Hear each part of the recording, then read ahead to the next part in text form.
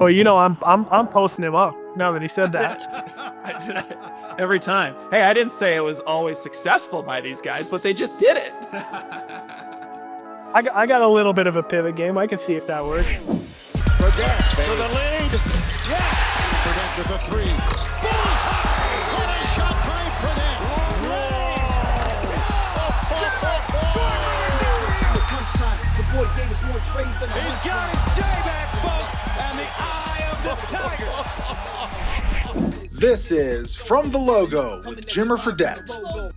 This is how we do it. I am Spencer Linton, teamed up with Jimmer Fredette, and this is From the Logo. Always great to have all of you with us for our deep-range conversations about life inside and well beyond the world of sports. Jimmer, merry early Christmas. We're about 3 weeks from the most celebrated holiday of the year and the most expensive holiday of the year. How's the Christmas shopping doing, my friend? It's going well. As good as it could be at this point in the season. There's a lot to talk about on this topic. I think this is something that we're going to have to talk about specifically on another pod here closer to Christmas. Because there's just a lot that goes into Christmas shopping, the Christmas list, when it's appropriate to send out, all of these things. And yeah, it's going well. Let's just put it that way. I have gifts. I'm not fully done yet, but I have gifts. There will be stuff under the tree. And we're excited. Love Christmas. It's that time of the year. We're in December. Let's get it rolling. I had no idea that you were so detailed in your approach and had so many strong opinions in the matter. So yeah, we're going to have to tackle that topic. I can't wait to hear all about it and how much online shopping is involved in this whole process. I'm not the best online shopper in the world. I'm not. I have an Amazon account. I don't ever use it. Whitney is the online shopper. So even if I have to get something, I'm like, hey, Whit, could you buy this for me? Because I'm not good at it. So she's definitely more well-versed in that. But if I do have to get something for Whitney, a lot of times there's a lot of hyperlinks involved. Let's just put it that way. But for the kids, mostly Whitney, I definitely don't do a ton on that side. We kind of collaborate of like, hey, do you think this would be good? And then she kind of goes and does it. So there you go. That's what we have. Isn't that the truth? The wives just have figured out online shopping to the most wonderful and detailed degree, and they get it done. Because I'd be lying if I said to you, I didn't ask Brittany at times, like, hey, I know that I can go online and do this, but you can do it way faster than me and you're way better at it. So can you just order this for me, please? Do it all the time. I do it absolutely all the time. If I need something ordered, it's even if it's Uber Eats, it'll be Whitney. So oh, that's hilarious. Okay. I will say this. If our listeners and viewers have something on their Christmas wish list and it's at the top, we want to hear about it. This is a perfect opportunity for you to send us the number one item on your Christmas wish list this year. I'm fascinated by this because of the array of things and the development of technology and how quickly things change. I want to know what's number one on your Christmas wish list. Respond in the comments on social media or YouTube. And if you're new to the podcast, our purpose here is to uplift, educate, and entertain, covering an array of topics, including current events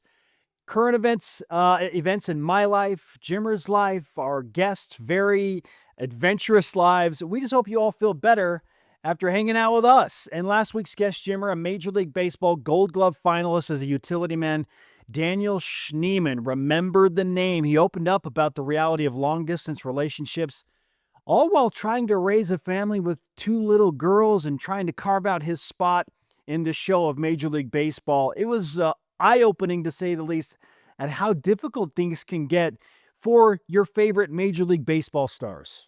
Yeah, and the thing about it is that getting into the major leagues is an absolute grind in itself. It's unlike any other sport, I feel like, where, that minor league system is really important and you really have to work your way up. And he talks about that, and enjoying the grind of it is really important, because if you don't like staying in really not great hotels and not getting paid very well and having to bus to games and all of these different things that minor league has to deal with, if you don't like that, then you're probably not going to work out. Daniel loved the grind of it while he was away from his family. Like, that is very difficult. It's the reality of the situation. When you're a professional athlete, generally speaking, you're just on the road a lot. The family has to be supportive of that. His wife is incredible. He's got his kids now. It's not easy to do, but he loves the sport, and he's been extremely successful. This last season was so fun to watch him. So remember the name, my man Schnee. Get out there and watch the Guardians and support my guy. 6 years in the minor leagues before he finally got the breakthrough. So cool to hear him talk about his blackout moment after hitting the grand slam against the Toronto Blue Jays. Incredible stuff. Absolutely. All right. Our episodes are available on our YouTube channel or wherever you listen to your favorite podcast. Click, rate, review, do all of it. We welcome you. We're now ready for the opening tip-off with our starting lineup today, including what's the best playoff scenario and setup in any sport, professional or college. Which sport has it figured out? We'll discuss. Sharpshooter Sam Merrill of the Cleveland Cavaliers. Jimmer, apparently we're just talking to Cleveland professionals now on the podcast. It was Daniel Schneemann last week, and now it's Sam Merrill this week. Yep. That's kind of what we're doing. We're very, very close to Cleveland. We just love it out there. We have a very good pipeline in Cleveland. So, we're going to go after Darius Garland,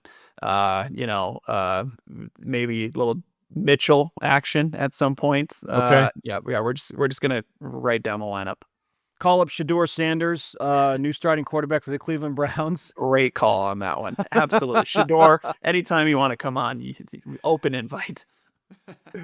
Sam has a unique path as well. He too hit some difficulties early in his professional career, and it became a grind. And how did he carve out his spot with the Cleveland Cavaliers to where he has become such a viable weapon for them on the basketball court? Also, how Jimmer's life changed literally in the span of about 2 to 3 hours. What game was it, and how did your life change after that? Can't wait to have that conversation. And then in line was something that we're going to ask Sam Merrill about, which is, do pros feel nervous? And if so, when and how? The most nervous professional moment in Jimmer's pro career and that I've ever had in my broadcasting career, all on today's show. And of course, your latest 3x3 update. Okay, let's get to it, Jimmer. The Early Trey, 3 top-of-mind subjects that set the pace and get our weekly conversation rolling, much like a Jimmer Fredette three-pointer right after tip-off. Jimmer, are you ready to shoot? Let's get it. Let's shoot these shots. Let's talk playoff sports. And you can go anywhere you want, whether it's a true pro sport or back into college. Which sport has a playoff system, bracket, situation figured out better than everybody else? I mean, there's one that's above everyone else, and I don't think it's close, to be honest with you. I mean, it's March Madness. College basketball, the playoffs, that's what they would call the playoffs, March Madness. It captivates the whole world. Like, people are doing brackets that have nothing to do with basketball. Nothing. All of my family does it. Whitney does it. All of my kids do it. And they sit there and they watch those games because they want the Tennessee Volunteers to beat Liberty, or whatever it is. And they're sitting there because they have it and they want to check it off. They have it figured out the best, right? I just think the format is by far the most exciting. People love it, and it just captivates, like I said, the whole audience. So I think that's the best playoff system. Now, it's a different conversation when you talk about what is the best product out there, the actual playing, right? And for me, the best playing is the NBA playoffs. The NBA playoffs is as high level of athleticism and skill in a sport that you can basically get to. It is so intense. The athletes are so good. The skill level is so high. The shot making is incredible. The intensity, the competitiveness is as good as it possibly gets. In football, I love watching football. In regular season, I way prefer football than basketball. But once it gets to the playoffs, I prefer basketball because they actually take it super seriously and you get the best of them. Whereas in football, you have to play the best all the time or else you're going to get injured. You're playing 100% on tilt all the time. And so I think that's the little difference. The intensity of the playoffs in basketball goes up a level, and I think it's the best to watch. Not being biased, you know that I've definitely said some bad things about basketball and the viewership of it throughout this podcast. So, but this is my honest opinion. I think it's March Madness is the best format. NBA playoffs is the best skill level and best to watch. How often do you hear people say, in regard to the NBA specifically, I start watching in the playoffs? That is a very, very common ad nauseum uttered phrase in my life when it comes to NBA basketball because of everything that you have just talked about. Yep. Yes, in a tournament conversation, there is nothing better than March Madness. It doesn't get better. There's nothing better. It captivates the entire country, and people who have no interest in the sport all of a sudden have like this wagered interest, whether it's an office pool and you win a prize from your boss or whatever, or you throw in a couple of bucks with your friends. Everybody has this mutual interest in what's going to happen between Kennesaw State and Michigan State. Like it's so crazy how people get so fired up about this. But for me, it's like Christmas morning. Speaking of the holidays, the first 2 days of the NCAA tournament in March Madness are like Christmas morning for me. It's amazing. It's amazing. You used to watch it in school. Like I literally just I would go out of class and I'd go to my gym class, and my gym teacher would have it on in the locker room, and we'd kind of just like hang out there on the rest of the day and watch March Madness. Don't tell my parents that, but yes, that's what we did. It's the best. It's absolutely the best.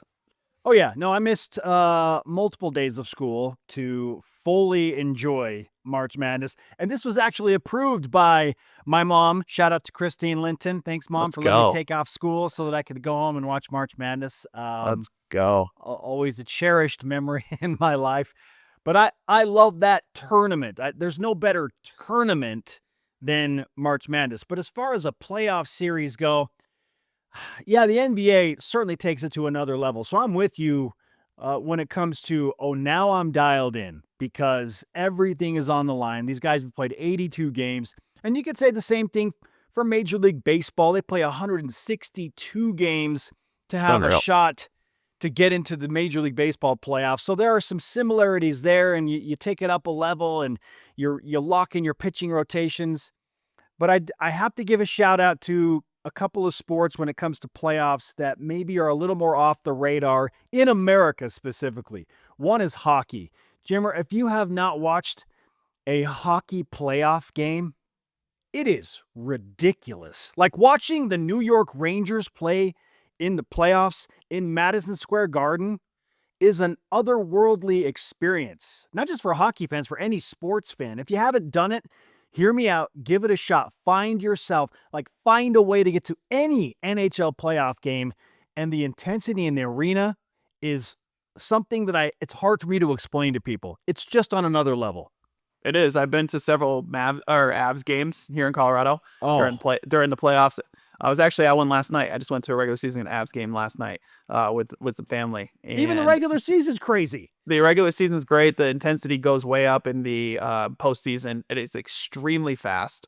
It is intense, high level, and they don't score nearly as much, right? So when that puck goes in, people go berserk. Absolutely berserk. So it is absolutely up there with the best of the best. I just don't see I prefer watching basketball just in general, because that's, what I did. So I just think that's for me, that's why, but NHL is definitely up there. I absolutely agree with that. Yeah. The speed of the game, the sounds, the intensity, really, really fun. And I know football is king. Look, Jimmer and I know very well where the eyeballs go and when those ratings and the advertising dollars go through the roof.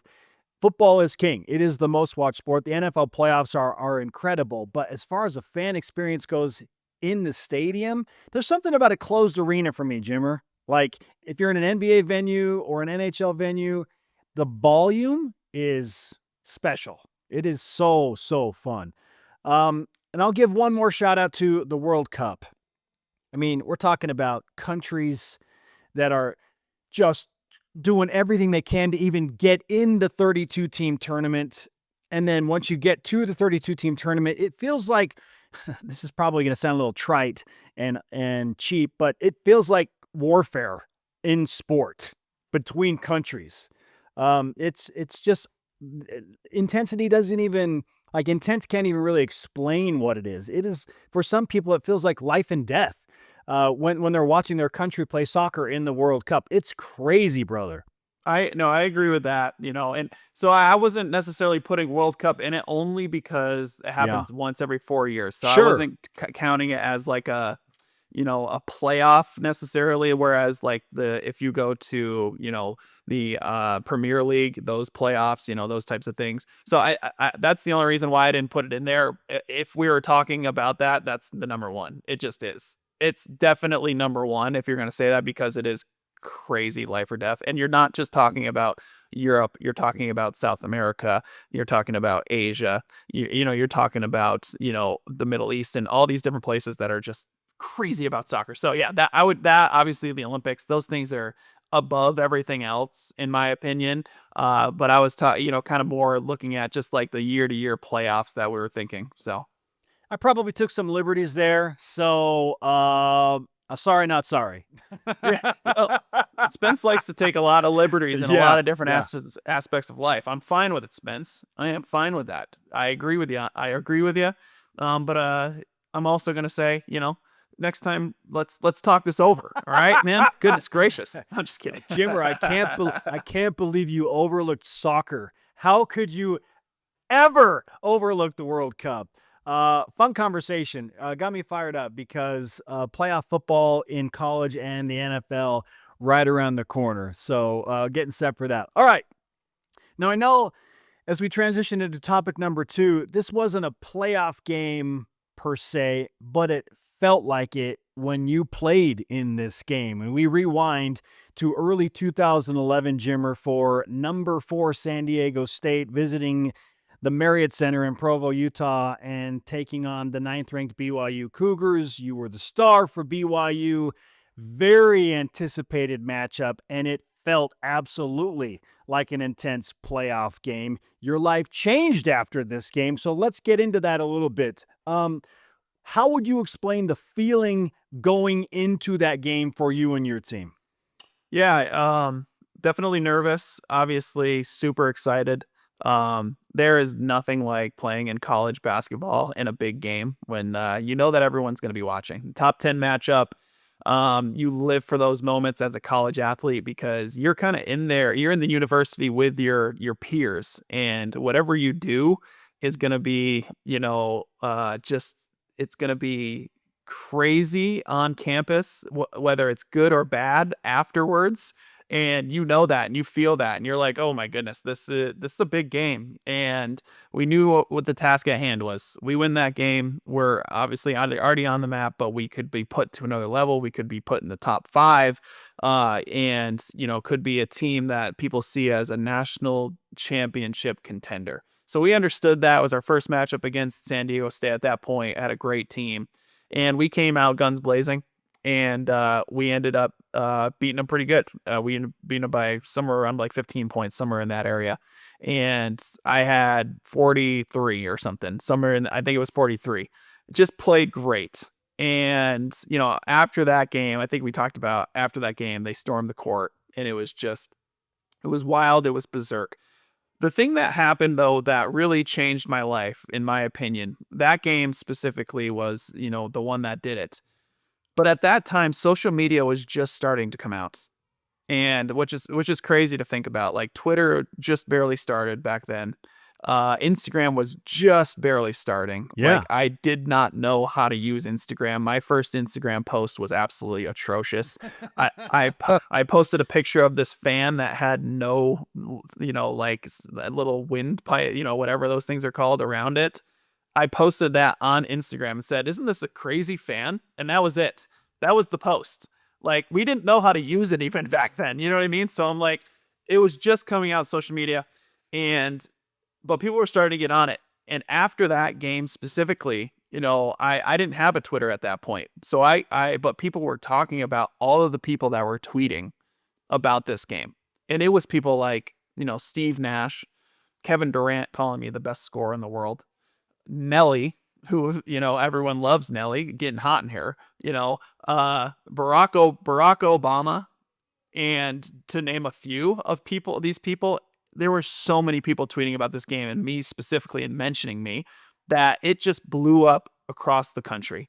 And so after that game, obviously they storm the court, I have to leave the arena a different way. They have to come down to the loading dock and pick me up and all these things.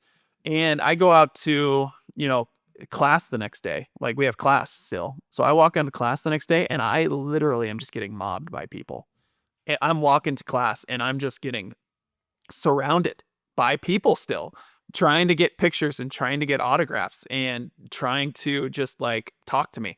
And it was wild. I was like, what happened at this point to make this be this way? And it was just the social media, how big the game was, how great of a game we had, how great of a game I had, my long range shots, all of these things on ESPN. There was a Jimmer tracker of how many points I scored each game. There was all of these things that happened within this short time frame that just exploded.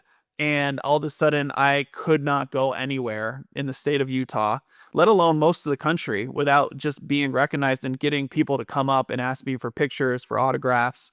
It was hard to go out and get a meal, with my girlfriend at the time, Whitney.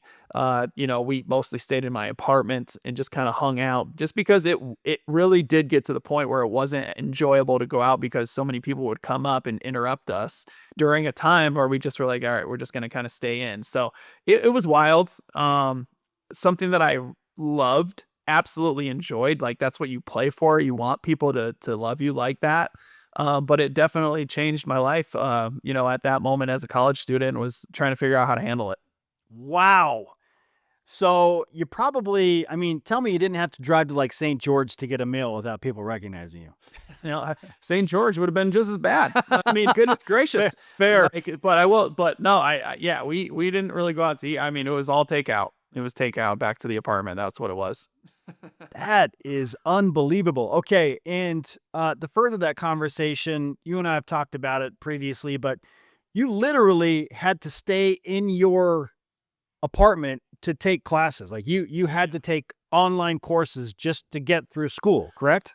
I did. I had to take online courses to get through school. And I'm just going to let you know right now, I'm going to be very honest with everyone. I did not do a good job of getting through school on that semester. The grades were not great. I'm just going to let you know right now. It didn't take me the full 4 years to graduate. There were some classes that had to be retaken afterwards. I will absolutely admit to that. It's just how it worked. But yes, they did not want me to go to class. So I took my classes online and finished them up later. So yeah, that did happen. It's F for Fredette. That's exactly right. No, it wasn't an F. It was just an I. Incomplete. Incomplete.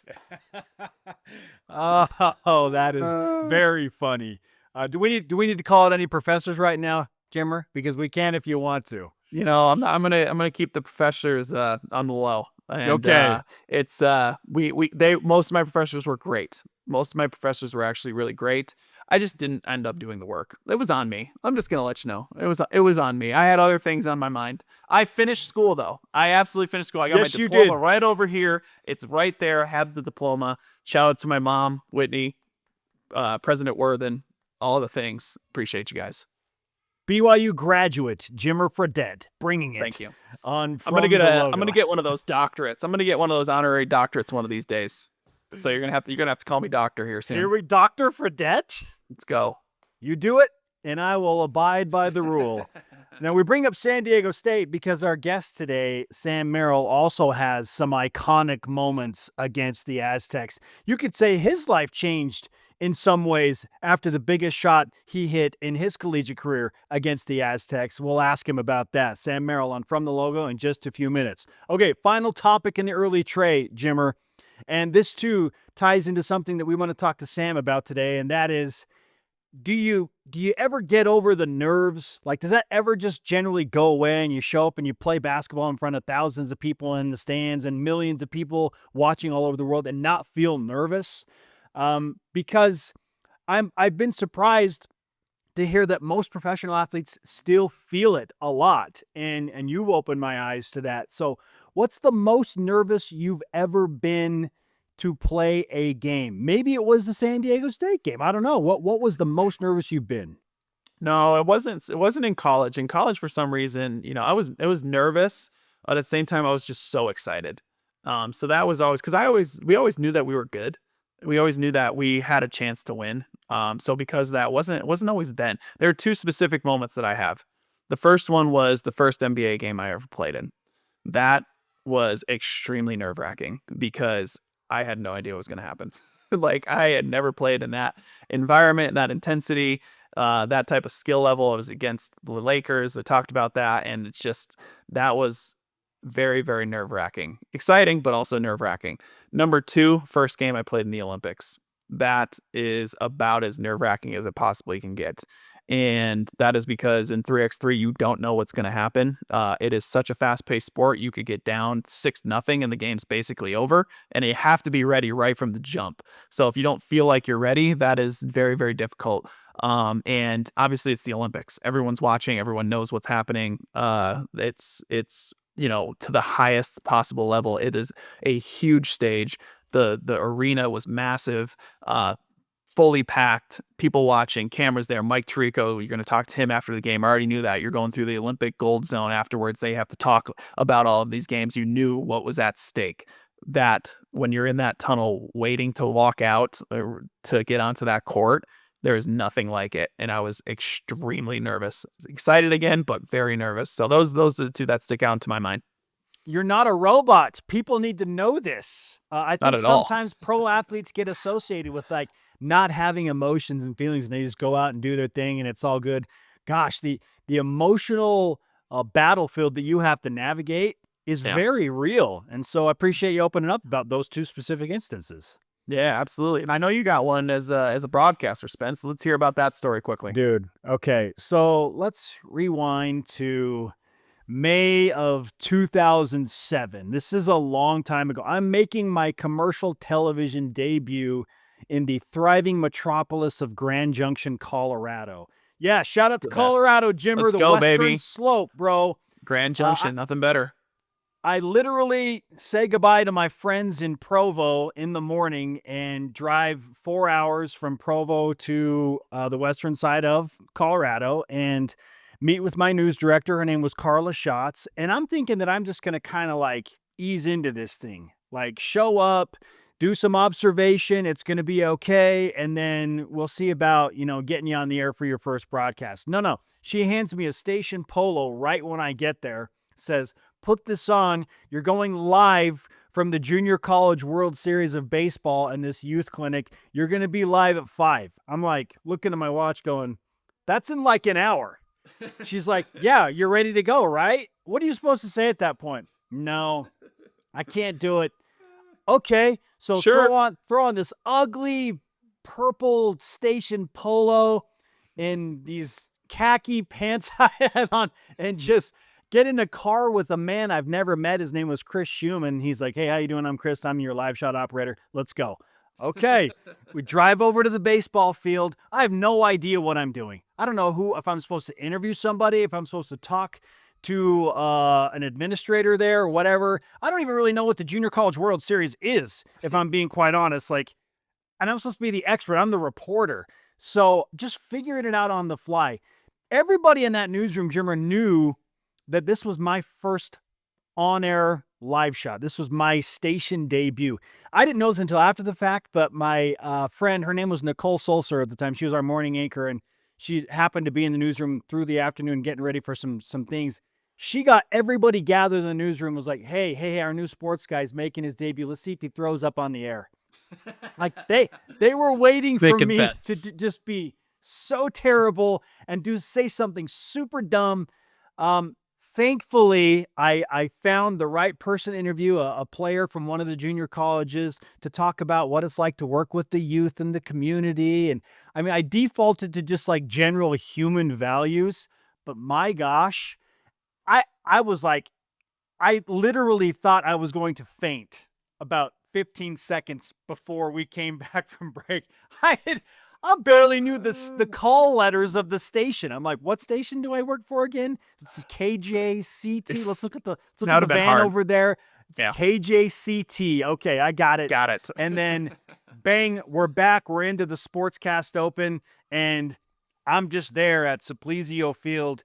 I don't even remember what I said. Somewhere I have a record of this, but I got through it. I was literally shaking, and then brought the kid over. Once you settle in, it's like you take your first few shots. You see your first shot go down, you just calm down. And so once I got to the interview portion, calmed down, did my interview, got off the air, and my live shot operator was like, "Wow, that was really good. I'm a little surprised that you were actually decent and you could actually talk. I've seen some absolute train wrecks." Okay, I found out later that night that the whole newsroom, there's like 30 people in there, were all like, "Oh man, nothing crappy. Okay, nothing to see here." But that's literally the most nervous I've ever been. Like, that was, gosh, live TV's scary, man. Like, it's very scary. When you're 20, when you're 23 years old, and it's like, hey, your career rests on this, or 25 or whatever I was. That was quite the experience. I'm glad I didn't throw up in my mouth. And here we are. Hey. Jimmer. About 18 years later, still doing the thing. Handled it like a professional. Just as always, Spence. Absolutely incredible stuff. You're out there, one of the best in the business at live TV. Let's be honest with everyone. So it started right from the jump for you. Good work. Mini clap for you. Good job. And hey, I appreciate you, bro. Appreciate that. The Early Trey wrapped up as always, and we are launching from the logo. Let's take our first break. When we come back, we've already mentioned his name a couple of times. Sam Merrill, Cleveland Cavaliers sharpshooter, and a draft pick to the Milwaukee Bucks initially. Won an NBA title there. How did he end up in Cleveland, and why does he have such a firm spot there now? He is on From the Logo next when we continue right after this. If you or your business are looking to reach a wide audience, From the Logo with Jimmer Fredette will help you reach your goals. Whether you're interested in title sponsorship, segment sponsorship, or product placement on the podcast, email us at jimmerftl@gmail.com and let us help you shoot your shot. Welcome back to From the Logo with Jimmer Fredette. It's time for the full court press with our VIP guest. They call him Money Merrill, Jimmer, Sam Merrill. Shall we do this, my friend? Oh, I can't wait. My man Sam, not just a shooter. We're going to talk about that, but he's my guy. Here's our conversation with a Utah State Aggie legend and current sharpshooter for the Cleveland Cavaliers in the NBA, Sam Merrill, on From the Logo. Sam, an official welcome to From the Logo, and it's nice to have not one guy who can consistently make buckets from the logo on the program, but now two. How are you feeling today, man?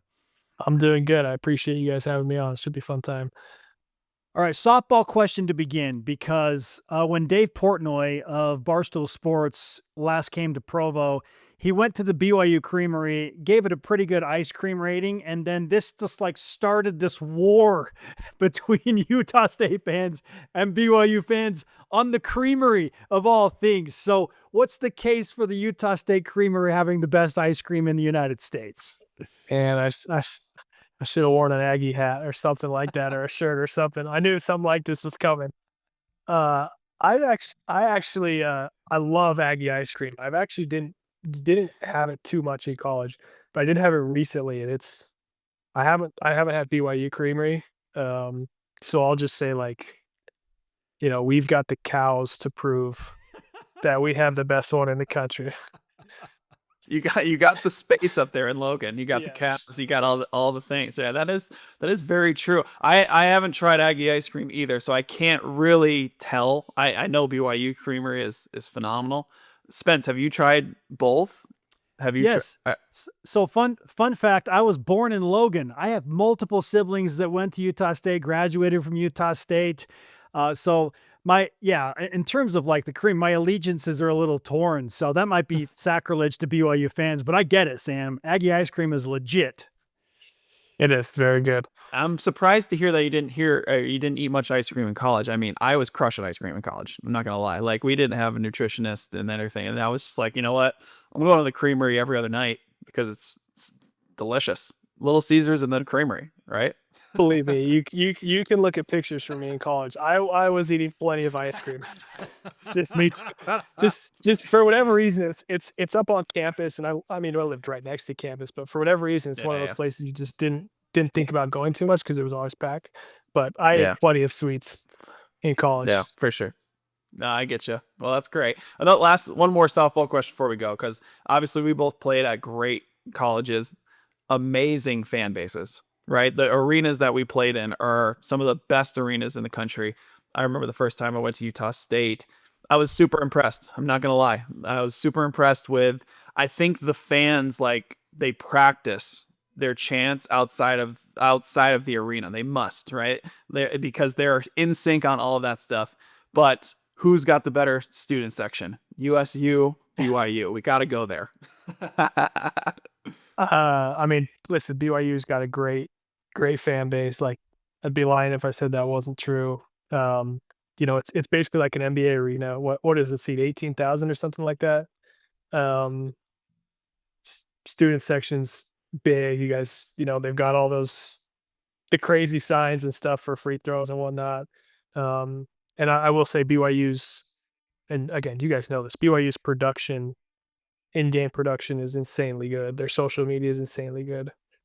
And I only played there once, and it's a great atmosphere. But like when basically half of your arena is students, and they're all in sync and they're right on top of you, and it's a little smaller gym. Like, it's so even my first 2 years when we weren't playing to Utah State standards, like, it was still far and away the best student section in our conference. Um, and our last 2 years, and really since, Utah State's gone back to the level that we know we're capable of, and I mean, every night, like, it's so unbelievably loud, and like you said, they're so in sync. They have all their cheers. They do their prep on the other team so they can say what they need to say and all that. So I would my own biased opinion, I would give the edge to Utah State. The attention to detail by that fan base is elite. It is elite. If you have any skeleton in your closet, they will find it. They will expose it, and they'll remind you of it again and again. Absolutely. Tip of the cap to the herd, no doubt about it. Sam Merrill is with us on From the Logo.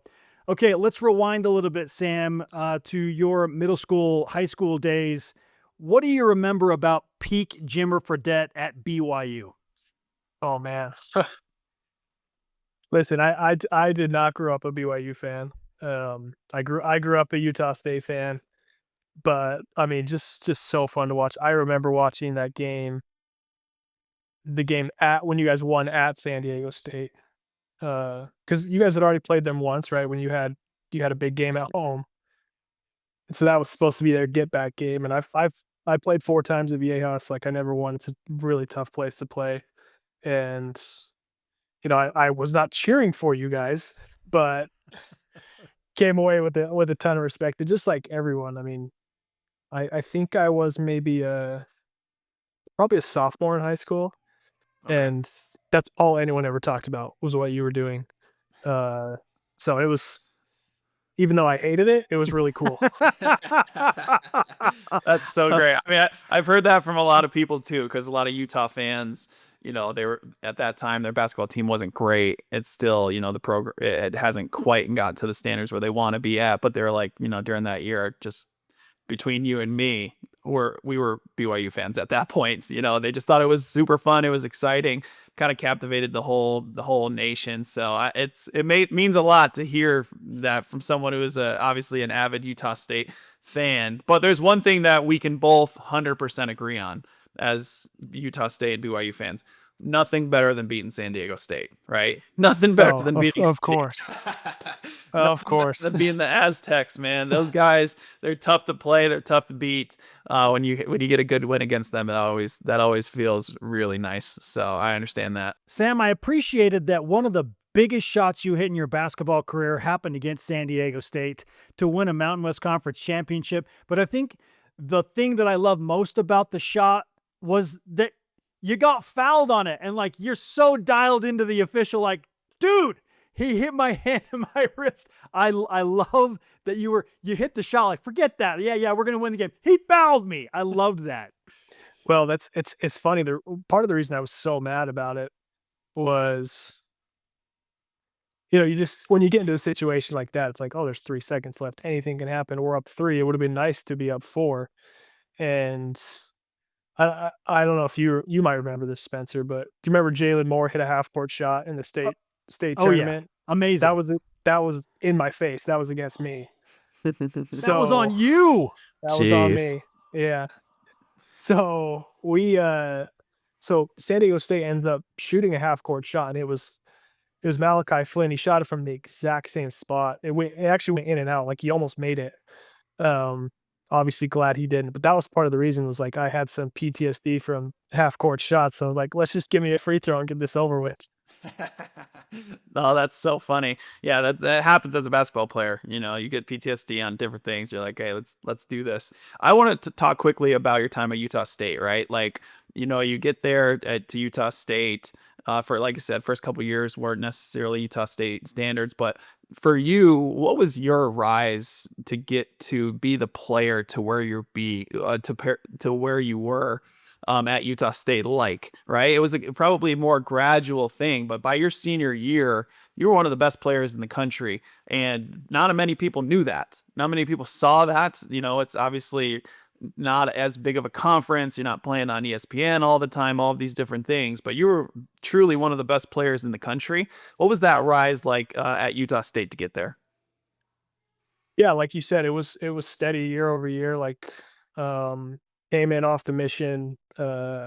Wasn't sure how much I was going to play. Had a pretty good summer. Had to lose quite a bit of weight, and had to get obviously back into basketball shape.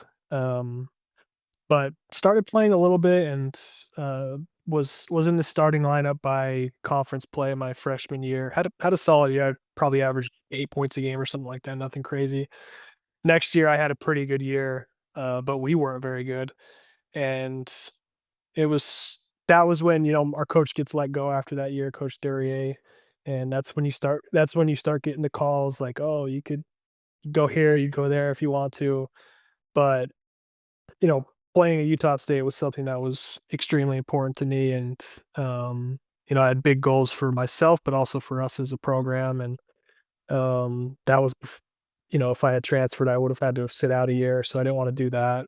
Was already getting married. So felt like that was the place for me. But yeah, my last 2 years, with a new coaching staff and bringing in some good teammates, Nimi Keita, who's now in the league, Justin Bean, who turned into a great player, a bunch of other guys, like, they really helped me out and allowed me to expand my game, grow in confidence. And to be honest, like, I never, up until like maybe the end of my junior year, I didn't ever really think the NBA was a possibility. For me, it was always overseas. Like, Utah doesn't have much of a recent history of NBA players, meaning Utah high school players. There's Frank and, Kyle had a quick stint.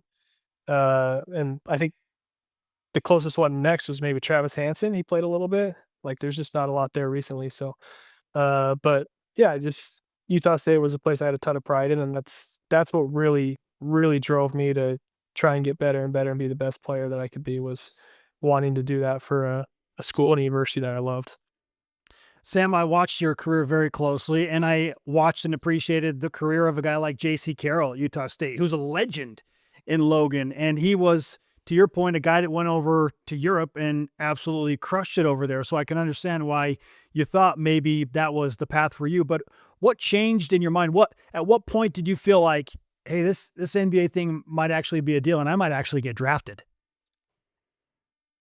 Yeah, I think it was, like I said, sometime during my junior year, I had somebody tell me that he had heard a scout say that I had a chance or something like that. I was like, okay, like, and he might have mentioned, he could be a two-way contract guy, or, or a camp guy, like nothing crazy or anything like that. But that was, putting that into my mind, got some motivation. Then between my junior and senior year, I went to the Chris Paul Elite Camp.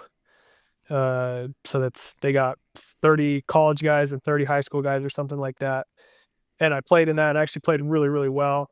Had a really good camp. We played against some NBA guys. Chris Paul was there, obviously. Kobe White, Monty Morris, a couple other guys were there.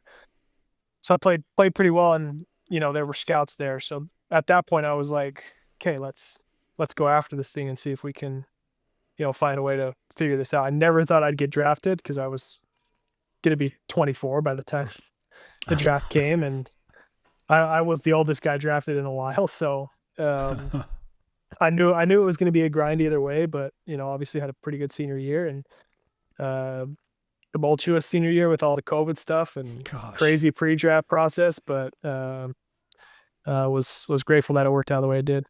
Yeah, for sure. And for you, obviously, being able to reach that goal and to reach that dream of playing in the NBA, like an absolutely incredible thing for someone from Utah who may not have thought that, odds stacked against them. But now you're in the NBA, right? You're in Cleveland, and I want to know a little bit about Cleveland. How do you like it? How's the city? How's the people? What's your favorite restaurant? I want to know a little bit about Cleveland. Tell us about your time in Cleveland so far. Yeah, it's been a great experience. We're in our 4th year here now in Cleveland. My first year was primarily with the G League team. Started just on a straight G League contract, then got called up towards the end of the year, and so now in my 3rd full year with the Cavs, and we love it out here. It's a great area. You don't see the sun a lot during the winter, which is tough. It's very cloudy all the time, very gray. Been there. But we've grown to love it. Like the area we live in, we've made some great friends. We have a great ward that we're in. Like there's just, we still come back home for our summers. Obviously, Utah will always be home, but this is a place we're grateful for. And let me tell you what, my favorite restaurant out here. So there's this pizza place that's pretty famous called Il Rione, and I'd actually never had it until we got it last week for the first time. Oh wow! And it's very good. It's like a Neapolitan style, which isn't really my style of pizza, but it's a good spot. There's a steakhouse called Strip that's really good. My parents are in town, so we're actually taking them there right after this. So Nice. it's a fun spot. Sam Merrill is on From the Logo. We're discussing life in Cleveland as a key part of the Cavaliers. And Jimmer and I have talked at length over several episodes and just offline about how critical the right spot, the right team is for you to land and truly become a guy in the NBA. So Sam, to your credit, you've done this. How do you feel like you've been able to carve out a niche that has been so valuable for the Cavaliers and allowed you to play at such a high level like you're doing today?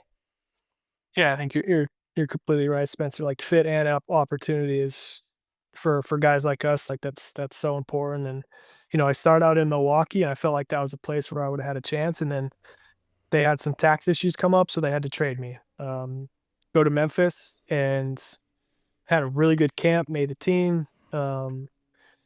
Was playing really well behind the scenes. Felt like I was on the verge of maybe getting some rotation minutes. Then I get hurt, and I have to get ankle surgery, so I get cut.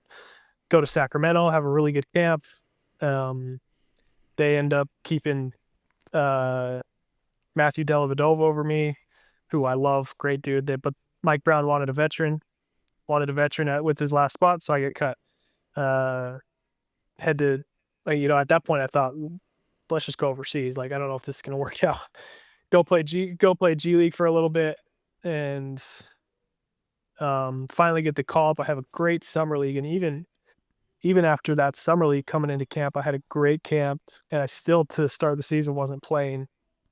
But we had some injuries, and I was finally able to get my opportunity, and fortunate to make the most of it. But having an organization that believes in you, coaching staff that believes in you, an organization that's willing to see, like, I talk about this all the time, like the behind the scenes stuff really is so important. Mm. Jimmy, you notice when guys aren't playing, like you're scrimmaging all the time, Oh yeah. and you can kind of tell like when guys are, even if it's 4-on-4 and three of the guys playing are coaches, like you can tell who can really play or not. And I think that's what the Cavs saw in me, even when I wasn't playing to start that next season. Like I was clearly capable. Sometimes you need, especially as a shooter, like you get out there and you really want to make shots. You have to make shots. You put a lot of pressure on yourself. So sometimes it just takes seeing a couple go down, and that's kind of what happened with me. I finally had a game where I saw a couple go down, and then from there shot it really well. So um, I'm grateful that there's this organization believes in me for sure.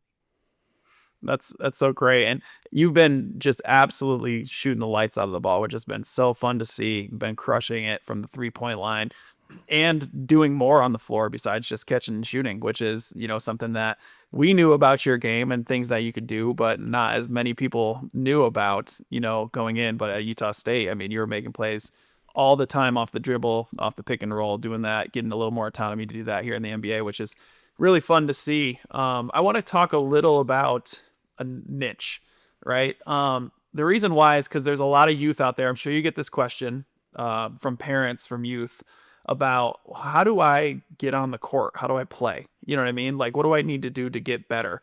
And for me, I really try to talk to kids about, hey, listen, what are you really good at?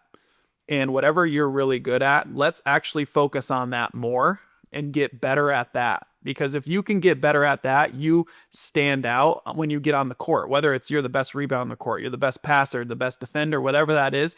Make sure you magnify that when you get on the court, because then the coach is like, man, that kid he can guard anybody, and he does it better than anybody else on the floor. I need him on the floor.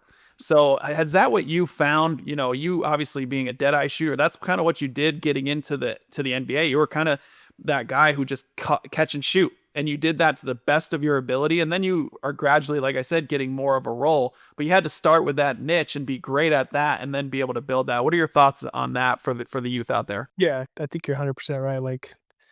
Like you said, coming into the league, I think one of what teams would say was somewhat intriguing about me was, yeah, I could really shoot, but I could also handle a little bit and play out of pick and roll and score a little bit, not just be a shooter. But I realized in my first year, like that just wasn't what was going to help me stick.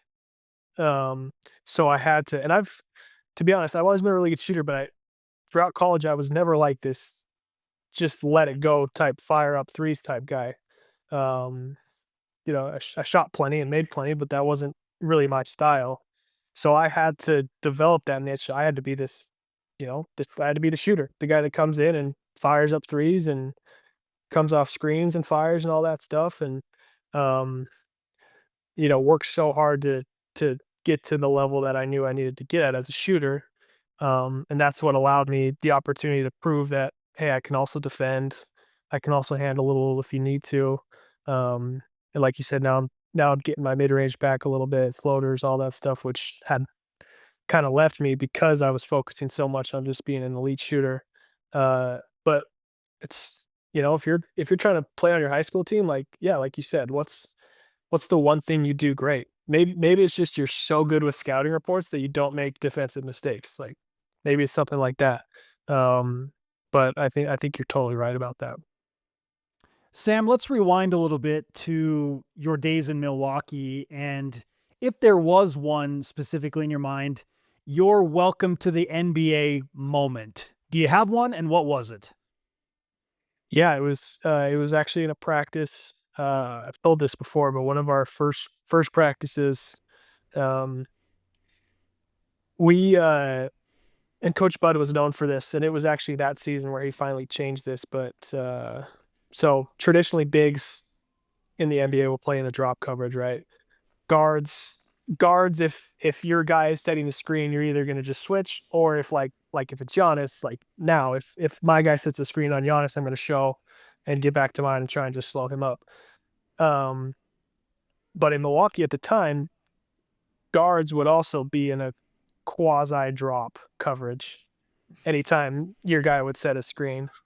And so one of the first practices, whoever I'm guarding goes up and sets the screen, and Giannis has the ball, and I get in a drop and I take a couple steps back, and he did not dunk it on me. He was really nice and just laid it up over my head, which was nice of him.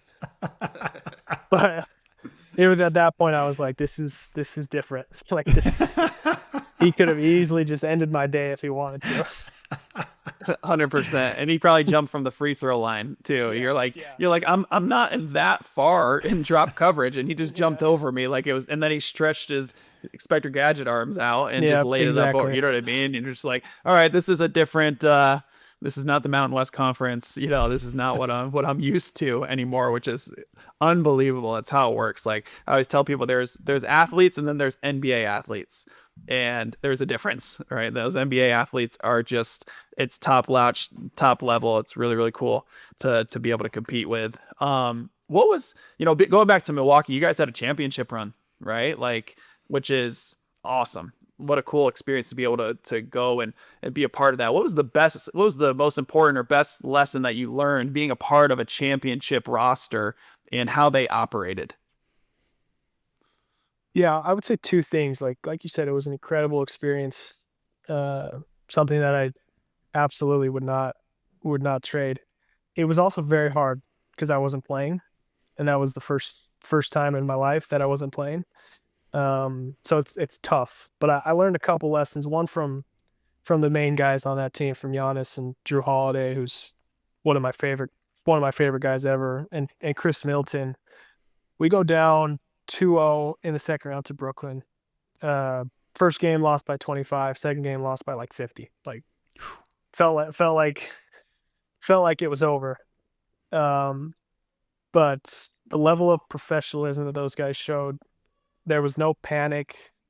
There was no guys were mad, and there was some frustration, but there was no letting that frustration get to us. Like it was just a level of, let's get better, let's figure this out. We go back, win the next two games at home. Game 5, go back to Brooklyn, kind of blow the game, frankly. Like probably a game we should have won, and a couple of things happened, and they ended up winning.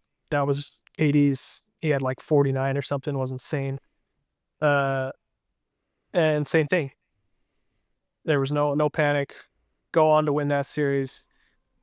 Go play Phoenix in the finals, was a much better team than Brooklyn. Go down 2-0, same thing. There's no level of panic. Like, let's get better. And that was an important lesson for me. Like, don't overreact, don't panic. And similar. Joe Harris played for Brooklyn at the time when we played them, and he was, a guy that I was trying to kind of model my game after, obviously being a shooter. He'd had a great year, had gotten paid or whatever. He could not make a shot that entire series. Like, just could not make a shot. Wide open, whatever, could not make a thing. And so I watched him pretty intently that series from the bench, because that's where I was, and you would have never known. Like, and maybe behind the scenes, I'm sure he was, yelling at himself in his car. Like, I'm sure he was, he's a competitor. He wasn't happy about it, but he just, stayed even killed, and that was something I had to work on and feel like I've really improved. And that's kind of the lesson that I learned from him. Cleveland Cavaliers sharpshooter, Utah State legend Sam Merrill is on From the Logo. It was fun to watch you and Elijah Bryant team up for a short period of time during that championship run. And I know it's, especially in the NBA, unique to have guys that understand what Utah State and BYU are about, the Utah community, faith, both members of the Church of Jesus Christ of Latter-day Saints. So, Sam, what was that like for you when you and Elijah were both on the bench in Milwaukee and you had that unique bond? It was really cool. He signs 2 weeks before the season ends, and I didn't really know him.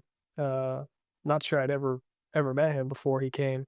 But it was really cool. And not only Elijah, who's a great dude and a great person, and has had a great career in the EuroLeague. But also Dr. Manning was our sports psychologist. Yeah. That's right. Yeah. With the Bucks, and Wiz Michael Davey, who's now the strength coach at BYU, was our strength coach there. Incredible. So it was really cool to, and Wiz was big for me. Like, he's the guy I worked with that year, and your first year in the league and all the ups and downs of it, and he was big for me, and just having someone that knows where you're coming from and the experiences you've had. But yeah, having those guys there was a really fun experience. Yeah, that's super fun. It's like a mini Provo, mini Utah State up there in Milwaukee, which is great. It's awesome to be able to have that type of connection. It doesn't happen often in the NBA, so that's really cool to be able to say that.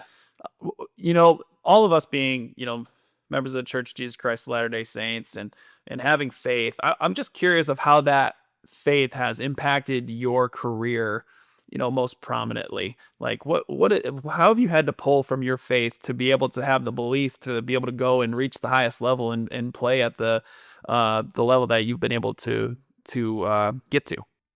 Man, there's so many different ways that it has helped me.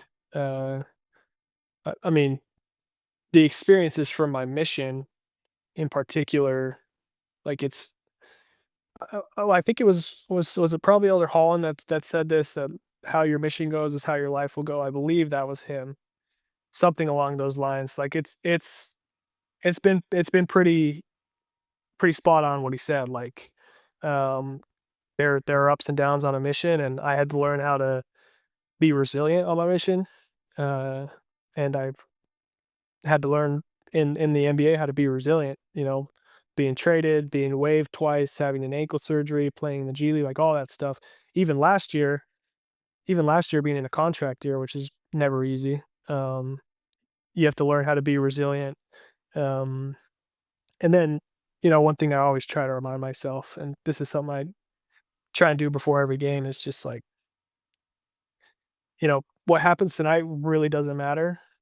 No one's going to care in 20 years whether I went 6 for 10 from 3 or 1 for 8 from 3 in this game. But like, what does matter is, the kind of person that I am. And that's what's going to carry over to my, my family and my friends and my loved ones and whatnot. So, and that's all because, of what I believe in and what the kind of person that I'm trying to be because of my faith. Love that perspective. Love that you're sharing it and you're living it right now. And your life only gets busier, Sam, because now you're balancing children and marriage and NBA life. And I think we're all in some capacity trying to figure out the proper balance and how to do it all. So what do you lean on when you're looking for the balance between faith, family, and your budding professional basketball career? Yeah, it's a great question because it is hard. We got 2 kids and a third on the way. We're gonna have Irish twins, which I didn't even know Irish twins was a thing until we started I'd never heard that, and now I've heard it 1,000 times since we started telling people that. But it's and I'm so grateful that I do have a family and kids and a wife and kids to come home to, because I think it does make my life a little easier where, I can focus on basketball when I need to, and the grind of that, but then can come home and just, be with my girls and not have to worry about that stuff. And I think that helps from a stress standpoint and whatnot. And then just, like I said, always trying to keep what's most important at the forefront. Like, I want to be the best player I could be. I play on a championship level team. I want to win a championship. I want to participate in that, and I'm going to work as hard as I can to do that. But I also know what's really most important, and that's, my family and my faith. Oh, that's so great. It's super important. That's what we're here for. That's literally why we're on this earth, right? And I love your perspective. I understand your perspective exactly. And basketball is awesome. It's amazing. Make your living doing it, and it's fun. It's competitive, but it's not you, right? It's not you as a person. And that's what I try to tell people as well. And it's important to have that and put everything in an eternal perspective and not just, living in the moment always. I think that helps shrink the moment sometimes. And, obviously the family, it'll be fun once you, get into your career and maybe your kids can even get a little bit older and they can remember when you're playing and all of those different types of things. It's a special thing. So no, I appreciate that perspective from you, Sam. And I just want to now maybe we get into a little rapid fire questions. I think we got a couple of questions here that should be fun.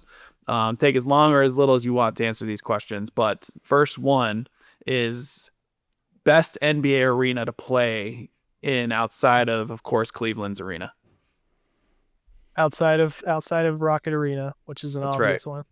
Yes, that's the obvious one.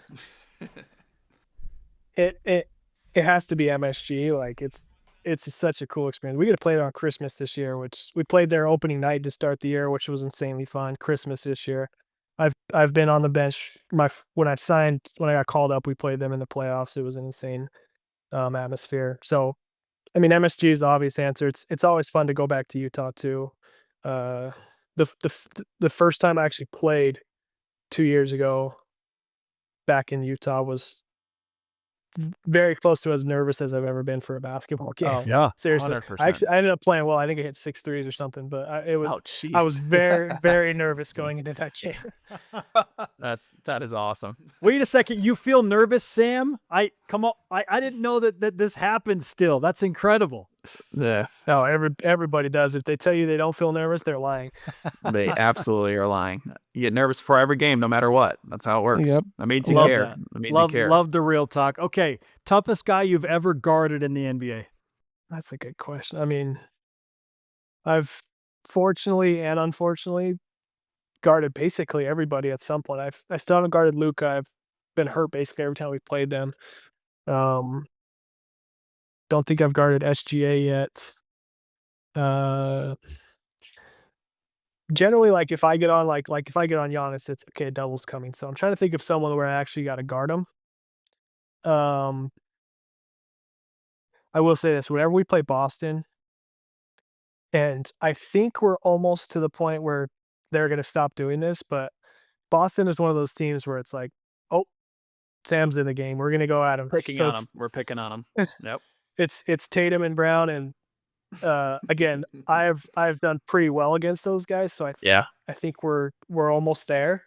But there's a couple times, a couple years ago in the playoffs, and then last year in a couple games where it's like, oh, we really have to do this again. Like Again, every time back me down 10 times. Every time Yeah. I'm in the game. Let me tell you something, Sam. I never got there. Okay, I never got to. Every time we got into the game, it was like, all right, we're going after him. And back then, it was like it was always like it was okay to post guys up still back then. Yeah. So it wasn't just isolation up top. It was like, hey, we're throwing them in the post. We're getting a switch, and then it's these bigger guards that are just like. I'm like, all right, here we go. Yeah. Every single time. But that's the competing. That's the fun part about it. But no, I love that. You're there. Yep. You're definitely there. You play better defense than most people realize. Compete on that end. Bigger than most people think. All right, so. What's your favorite NBA moment to this point in your career so far? I mean, winning a championship was so fun, like I said. Yeah. But as I said, it also wasn't fun. Yeah, I get it. I think I would say probably when I finally had like my breakout. It was 2 years ago. I had a couple games where I made 2 or 3 threes, but nothing crazy. And then we played Houston, and I think I had a career high like 19, hit 5 threes, played well. So that was fun. But then 2 days later, we played the Jazz at home, and that was when I hit either 7 or 8 threes that game. Had I think a career high at the time, and that was one of those nights where it's like whatever I'm throwing up, I know it's going in. Best. So finally getting into that zone in the NBA, which is hard to get to, especially as like a guy trying to find your place. That was probably my favorite moment. Okay, Sam, two quick ones from me to close out my line of questioning. Number one, when will you grow out the Zach Celius mullet and bring the bountiful high school connection back in its purest form? That is a Man, crazy mullet right now. I don't know. I love Zach. I mean, one of my best friends growing up. I don't know how he does that, but he has found a way to make that his thing. Yes, he has. Even overseas, like I know he's selling merch and stuff. I could never do that. I don't even know if I could. I don't even know if my hair would get that long. I definitely can't grow a beard, so I'm not getting a stash big enough for that. It's incredible how he rocks that right there in France, and people in France probably love it. I think that he's got it going right now. He's playing really well over there too. It's fun to watch. And that's how cool is that? Like he started like at the bottom. I think at the bottom of one of the leagues he was in. He's made his all the way up to EuroLeague. Like that's so cool. It's awesome. So fantastic. And I love the bountiful connection as well there between you and Zach. Okay.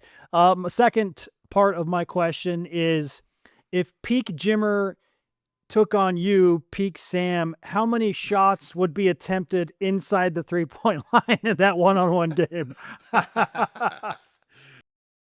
Oh, I'm posting him up now that he said that. Every time. Hey, I didn't say it was always successful by these guys, but they just did it. I got a little bit of a pivot game. I can see if that works. Probably not a lot though.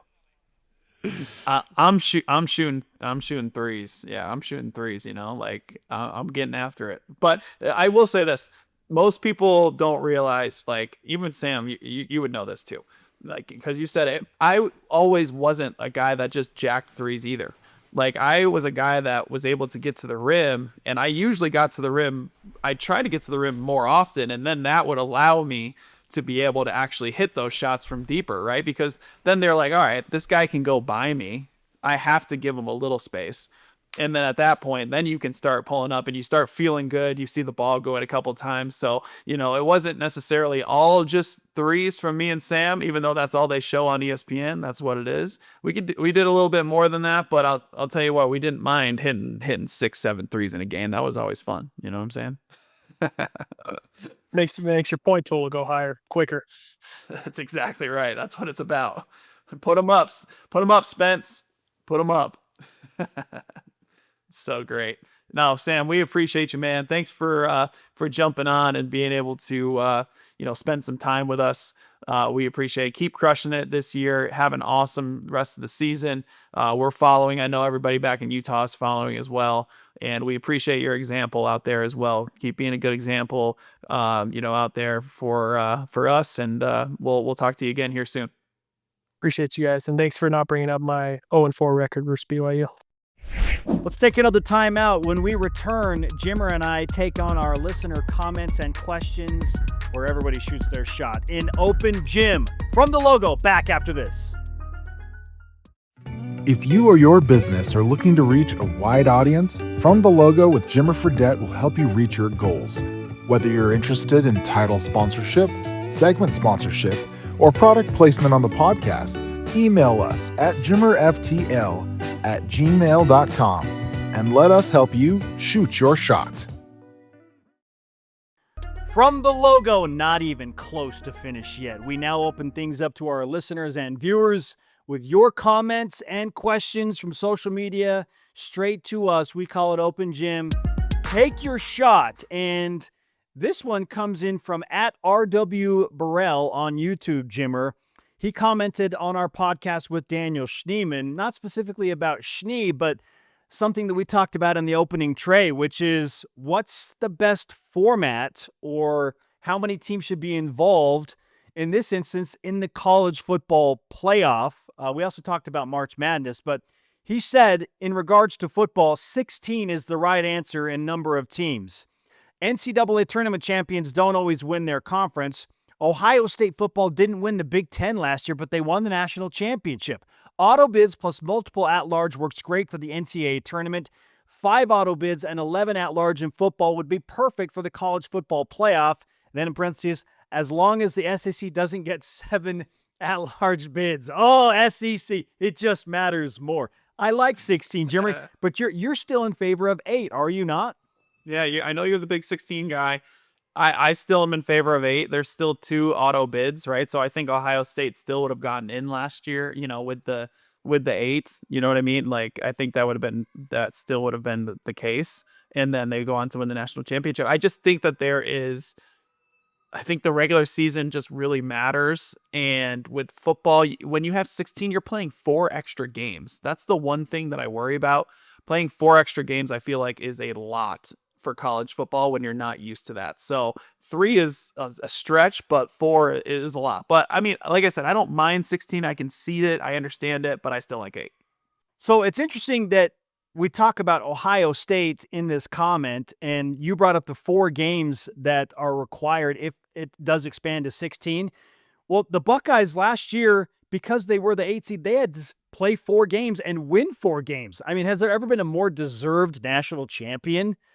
Goodness gracious. I think they played 15 games overall. That's a lot of college football, but they had to win an 8-9 game. Then they had to beat Oregon. Then they had to beat Texas in the semifinals, and then finally beat Notre Dame in the national championship. Like, yeah, Ohio State, you did it.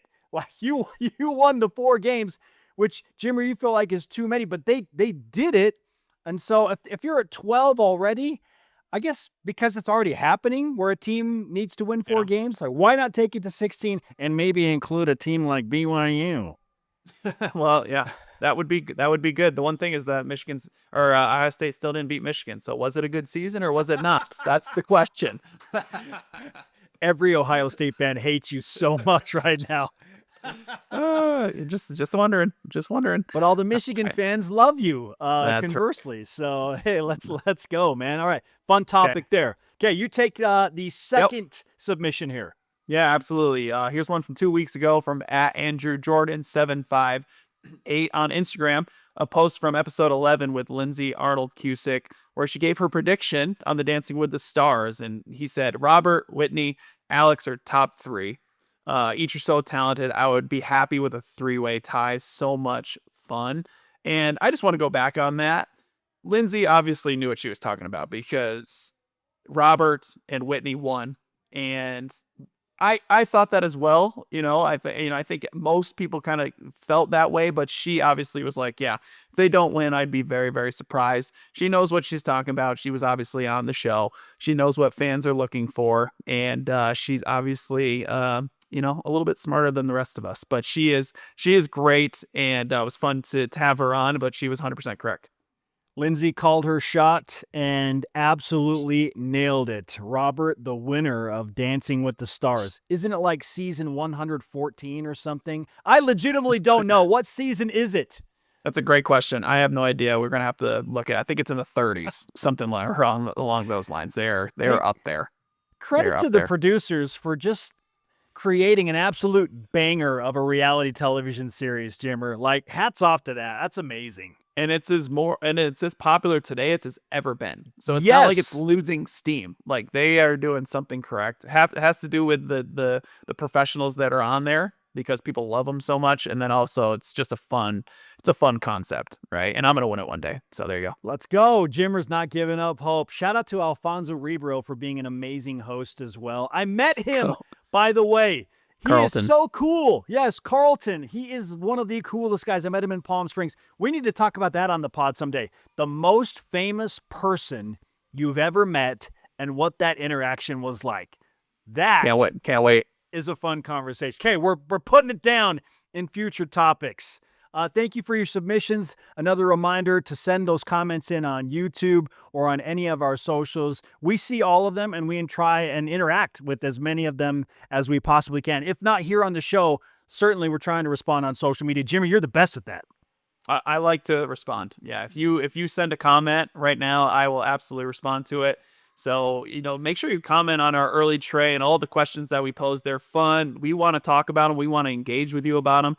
We want to, want you to tell us why we're wrong, because, we are most of the time. So we want to hear about it, and we appreciate the comments and support. @JimmerFTL is the handle on all of our social medias, and just search from the logo with Jimmer on YouTube. Okay, the 3x3 update is up next. What's the latest from across the globe as Jimmer's 3x3 teams pursue gold in Los Angeles in 2028 when From the Logo continues. If you or your business are looking to reach a wide audience, From the Logo with Jimmer Fredette will help you reach your goals. Whether you're interested in title sponsorship, segment sponsorship, or product placement on the podcast, email us at jimmerftl@gmail.com and let us help you shoot your shot. From the Logo moves into the fourth and final quarter with our USA Basketball 3x3 update presented by Wilner and O'Reilly. Just call Kelly at Wilner and O'Reilly, an immigration law expert and friend of the show, WilnerO'Reilly.com. GM Jimmer has the latest on the drive to gold in 2028 from his 3x3 teams across the globe, plus your weekly rule or nuance of the game to get more acclimated with one of the most intriguing and fastest growing Olympic sports. Okay, GM Jimmer, where do you want to start this 3x3 conversation today? We are going to start with some of my AmeriCup thoughts. We have the AmeriCup coming up, and it's exciting. Can't wait for this awesome tournament. It's down in Leon, Mexico, that we've talked about a little bit. We've picked the team. We're ready to go out there and play. And for me, the AmeriCup is important for us because it kind of gives us a little bit of a bar of where we are within our zone. And our zone is North America and South America. Traditionally some of the best teams in those zones, obviously we're ranked number 1 right now. Puerto Rico is actually ranked number 2. They're a very, very good team. They've been playing 3x3 with the same guys professionally for a while, and they're integrating some new players. So they're very good. Canada is good. They have some really good talent and players that are kind of going overseas. They have a guy that plays over in Japan, a guy that plays in London, that have played kind of 3x3 for a couple of professional seasons now. So they're starting to pick up some steam. Brazil is very good. They're big, strong, athletic guys. I talked about that in the 3x3 update last week with my first game against Brazil, and they were boxing me out at the 3-point line. So you'll see a lot of that if you watch the game. This upcoming. So Brazil, and then we play Mexico in our pool play, and it's obviously in Mexico. So that game's going to be wild. There'll be a ton of people there. We, for some reason, always play the home team in these national team competitions. Every single time we get faced against the home team, which is fun. Tons of energy. They're actually pretty good. They got some really good shooters on their team. Some taller guys that are like 6'8", 6'9", that can shoot it pretty well, that play 5-on-5 down in Mexico. Really good guard that plays on the team. So that'll be a good challenge for us. So I'm looking forward to seeing how our guys, get together and play, because it is kind of, 3 guys have played together. 1 guy is integrated and hasn't played with this group before, and we don't have a ton of time to get them acclimated as a team. So I'll be interested to see how they fight and how they play. We obviously have a great team, great talent, but you never know in these 3x3 battles. So I'm excited about that. Going along with the AmeriCup lines, I want to talk a little bit about physicality within these games, because it's not your traditional 5-on-5 where, if you hand check someone, put your arm on someone, they immediately call a foul. That is not the case in 3x3 basketball. It is very much more physical. They let you hand check. They let you arm bar.